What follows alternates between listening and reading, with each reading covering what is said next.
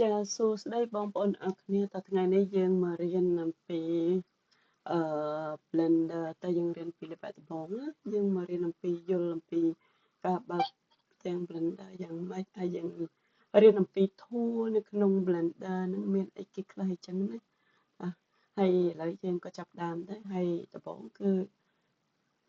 យើងចូលទៅក្នុង Blender ប៉ុន្តែមុននឹងចូល Blender ខ្ញុំសូមប្រាប់អំពី Blender ដែលខ្ញុំចូលទៅរៀនហ្នឹងដំបូងគឺប្រើ4.1 តែនៅក្នុងរបស់ខ្ញុំគឺមាន4.4ហើយ 4.2 អានេះ4.4 គឺត្រឹមតែ download មកទេតែវានៅ4តែខ្ញុំប្រើនៅក្នុងនេះគឺ4.1 ឥឡូវយើងចាប់ផ្ដើមបើក Blender យើងមកពេលចេញមកគឺវាចេញផ្ទាំងបែបនេះហើយពេលចេញផ្ទាំងបែបហ្នឹងមកគឺយើងចុចគ្រាន់តែ click មួយទៅអាផ្ទាំងហ្នឹងគឺវាបាត់ទៅអញ្ចឹងវាមានតែកាមេរ៉ាហើយនឹង cube ហើយនឹងនេះគេហៅថាអឺ light ដែលlight ហ្នឹងភ្លើងយើងទៅភ្លឺឲ្យវាភ្លឺអញ្ចឹងពេលយើងចូលទៅក្នុងតួផ្សេងអញ្ចឹងតែយើងអត់ទាន់រៀនពីហ្នឹងទេគឺយើងគ្រាន់តែរៀនអំពីការបើកសិនហើយនេះយើងមកប្រាប់អំពីតួខាងនេះហ្នឹងគឺគេហៅ outline យើងគ្រាន់តែយើងចុចអាកន្លែងហ្នឹងទៅយើងឃើញពាក្យនៅក្នុងហ្នឹងហើយស្នាខៀវៗផ្ទាំងនៅខាងនេះគេហៅថាproperties បងប្អូនគ្រាន់តែចុចទៅលើអាហ្នឹងទៅយើងឃើញពាក្យនៅក្នុងហ្នឹងហើយចំណែកផ្ទាំងកណ្ដាលយើងដែលយើងកំពុងតែនៅលើ screen ហ្នឹងអាហ្នឹងឈ្មោះវាគឺ 3D viewport អាហ្នឹងគឺគេប្រើលើ screen វាហ្នឹងគេហៅ 3D viewport អញ្ចឹងណាបងប្អូនហើយនេះ viewport ហ្នឹងហើយអានេះជាធម្មតាគឺពេលគេចូលមកគឺបើគេចង់កើតអីគឺគេលុបចោលសិនហើយដល់គេអត់ទុកទេពួកអីវានាំតែញ៉ៃហើយដូចនេះគេបើគេត្រូវការខ្ជប់គេទុកតែខ្ជប់ទេហើយបើ live ហើយនឹង camera នេះហ្នឹងគេលុបចោលសិនតតែគេត្រូវការវាមិនគេយកមកដាក់ពួកអីដើម្បីកុំឲ្យវាស្មុគស្មាញទៅវាជាអីចឹងណាពេលដែលគេធ្វើអីហើយអានេះគឺជាការរំកិល view 3D viewport ហ្នឹងគឺយើងរំកិលវាទៅឆ្វេងទៅស្ដាំទៅមកទៅក្រោយអីហ្នឹងគឺបើបងប្អូនចង់រំកិលវាគឺចុចម៉ៅកណ្ដាលព្រោះអីម៉ៅយើងវាមានឆ្វេងមានស្ដាំនិងកណ្ដាលអញ្ចឹងបើយើងចង់រំកិលវាអីយើងចុចតែម៉ៅកណ្ដាលទៅគឺវារំកិលបានហើយនេះបងប្អូនឃើញទេហើយមួយទៀតបើយើងចង់រំកិលviewport ហ្នឹងទៅឆ្វេងឬទៅស្ដាំទៅអីចឹងគឺយើងគ្រាន់តែចុច shift ហើយនឹងម៉ៅកណ្ដាលហ្នឹងគឺយើងអាចអូសវាទៅឆ្វេងស្ដាំហើយបើយើងចង់ zoom វាយើងគ្រាន់តែចុចសង្កត់ម៉ៅកណ្ដាលហ្នឹងហើយយើងmove វាមកអាម៉ៅកណ្ដាលហ្នឹង move ទៅ move មកគឺវា zoom ទៅ zoom មកហើយហ្នឹងហើយឥឡូវហ្នឹងគឺយើងចូលមកមើលធួវិញចំពោះធួដំបូងគេហ្នឹងគឺហៅថា select both អាហ្នឹងគឺជាធួមួយសម្រាប់ select ទៅលើ object យើងហ្នឹងដូច cube ហ្នឹងយើង select លើហ្នឹងមកហើយយើងប្រើធួហ្នឹងសម្រាប់ select ដែលយើងចង់ select អីមួយ object ណាមួយអញ្ចឹងគឺយើងប្រើធួមួយហ្នឹងហើយនេះយើងអាចចុចបានវាគ្រប់ object អញ្ចឹងវាសម្រាប់ object តែឥឡូវយើងចូលដល់ tool មួយទៀតគឺ cursor ហ្នឹងគឺវាតែងតែនៅកណ្ដាលនេះដល់ពេលយើងបង្កើត object អីផ្សេងមកគឺវានៅចំកណ្ដាលហ្មងហើយទៅត្រឡប់ទៅចុចលើវាហើយទៅត្រឡប់ដៃចុចនៅកន្លែងផ្សេងគឺវាលោតទៅកន្លែងផ្សេងហើយបើបងប្អូនចុចទៅហើយរកកន្លែងចុចអត់ឃើញរកកន្លែងយកវាមកចំកណ្ដាលវិញអត់ឃើញបងប្អូនចុចកន្លែង object ហ្នឹងទៅហើយយក snap ហើយបន្ទាប់មកអូសមកខាងគៀនមកយកពាក្យ cursor toward origin ហើយដល់ពេលយើងចុចអាហ្នឹងទៅគឺវាត្រឡប់មកចំកណ្ដាលវិញហើយបងប្អូនហ្នឹងនេះធ្វើម៉េចកុំបើយើងច្រឡំហើយគឺយើងត្រូវរកកន្លែងចុចឲ្យវាមកចំកណ្ដាលវិញគឺយើងចុចតាមមិញទៅគឺវានឹងត្រឡប់មកចំកណ្ដាលវិញហើយដើម្បីឲ្យវានេះយើងចុចតាមអានេះហ្នឹង snap object toward origin គឺវានឹងមកកណ្ដាលបន្ទាប់មកទៀតគឺយើងចូលមក tool មួយទៀតគឺ move môហ្នឹងនេះបងប្អូនពេលយើងចុចទៅលើ object មួយណាគឺវាលោតចេញមកហើយវាមានព្រួយសញ្ញាព្រួយបាញ់ទៅឆ្វេងទៅស្ដាំទៅមុខទៅក្រោយអីចឹងវាមានឆ្វេងមានស្ដាំទៅលើហើយមកមុខអីចឹងហើយអាហ្នឹងបើយើងចង់អាហ្នឹងមូហ្នឹងវាយើងគឺការផ្លាស់ប្ដូរហ្នឹងគឺបើយើងចង់ឲ្យវារត់តាមនេះយើងចុចអពណ៌ខៀវហ្នឹងមកគឺវាប្រកាសជាមកឆ្វេងនិងមកស្ដាំមិនចេះហើយអឺអាហ្នឹងគេហៅថាហ្នឹងនេះយើងមើលទៅតាមទៅខាងលើខ្ញុំមកខ្ញុំចូលទៅមិញហ្នឹងវាអត់ទាន់ហ្នឹងបើយើងចិត្តទៅវាយគឺជាពណ៌ខៀវហ្នឹងហើយបើអឺx គឺជាពណ៌ក្រហមហើយចំណែកz គឺជា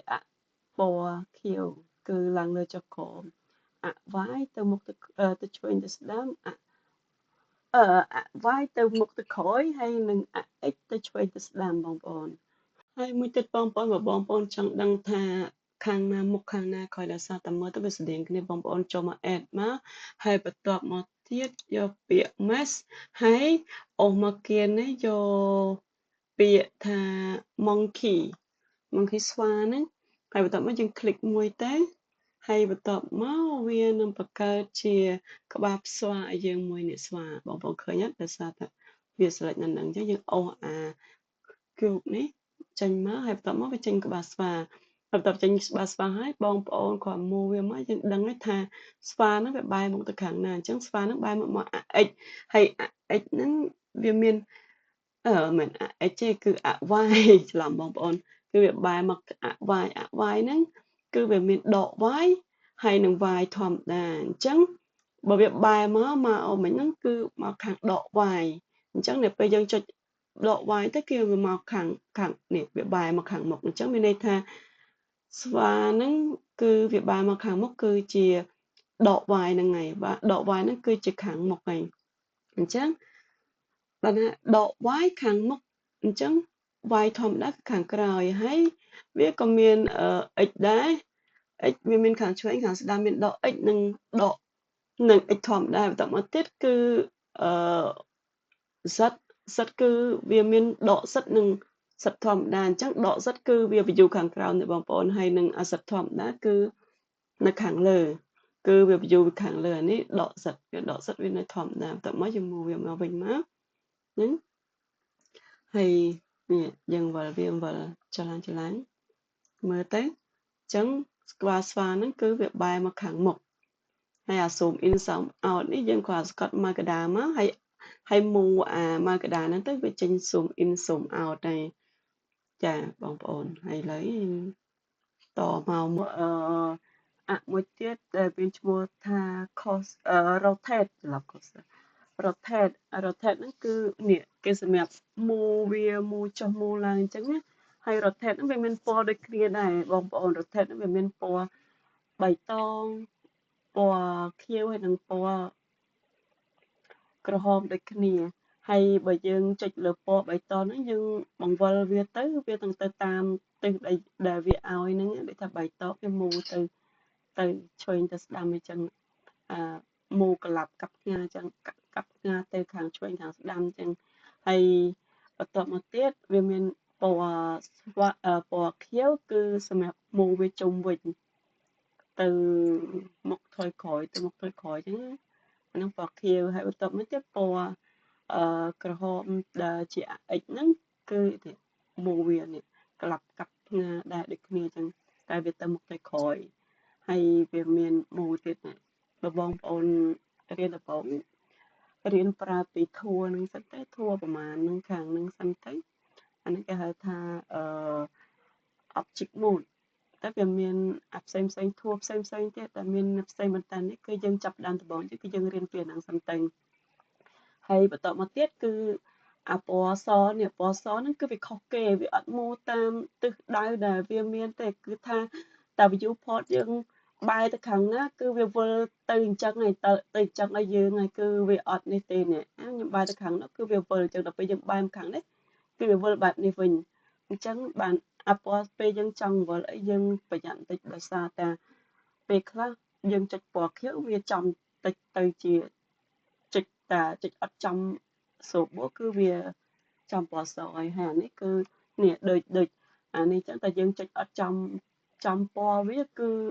វាចាប់យកទាំងអស់ហ្មងរត់នេះហ្នឹង rotate ហ្នឹងគឺវាចាប់ឲ្យទាំងអស់ហ្មងហើយបន្តមកទៀតយើងចូលទៅធួមួយទៀតគឺធួscale ហ្នឹងគឺការពង្រីកពង្រួមព្រោះមិនដូចព្រោះធំព្រោះឲ្យកពិតព្រោះឲ្យអឺវាដូចធំនឹងលើចុះក្រោមហ្នឹងតាមចិត្តយើងណាគេមើលហ្នឹងគេពិតព្រមចាស់នឹង rotate គេហៅថា rotate គេហៅថា scale អាហ្នឹងធួសម្រាប់ scale ហើយបន្តមកទៀតគឺអានេះអឺ transform គឺវាមិនចូលគ្នាជាមួយនឹង rotate ហើយនឹងអឺ scale មួយអីហ្នឹងចូលគ្នាតែហ្មងគឺយើងអាចប្រើលាយឡំគ្នានៅក្នុងហ្នឹងបានទាំងអស់ចាហើយបន្តមកទៀតអានេះគឺបិចហ្នឹងគឺសម្រាប់គូសវាបង្ហាញអីហ្នឹងថាមិនបាច់ប៉ុន្តែខ្ញុំអត់សូវប្រើហ្មងទេតែបើបងប្អូនចង់ប្រើក៏ប្រើទៅ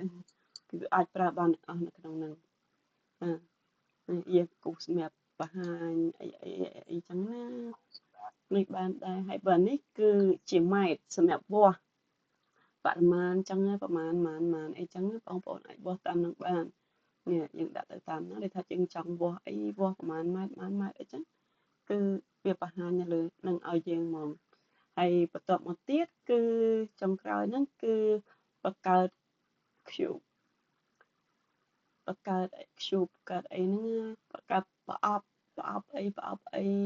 ប្រអប់ក៏បានប្រអប់តូចក៏បានប្រអប់ធំក៏បានគឺយើងបង្កើតតាមនឹងបងប្អូនចង់បានទូចចង់បានស្ដាងចង់បានក្រាស់តាមចិត្តយើងចង់បានហ្នឹងចាហ្នឹងហើយហ្នឹងហើយធួទាំងអស់ហ្នឹងគឺនេះនឹងឡើងមេរៀនយើងគឺបង្ហាញប៉ុណ្្នឹងឯងហើយបើមេរៀនវគ្គក្រោយគឺយើងនឹងបង្ហាញអំពីការបង្កើតអឺរបស់ថ្មីដូចជារបស់ងាយតុទូកៅអីអញ្ចឹងណាហើយឡើងមេរៀនថ្ងៃហ្នឹងគឺមានតែប៉ុណ្្នឹងឯងហើយរបស់អស់នេះគឺយើងគួរដូចកាមេរ៉ាហើយនឹងដូច live នេះគឺលុបទៅបាច់ទុកវាទេព្រោះអីវានាំទៅនឹងចាំតែពេលយើងត្រូវការប្រើវាចាំយើងប្រើហើយវីដេអូក្រោយគឺនឹងបង្ហាញទាំងអស់បង្ហាញបន្តទៀត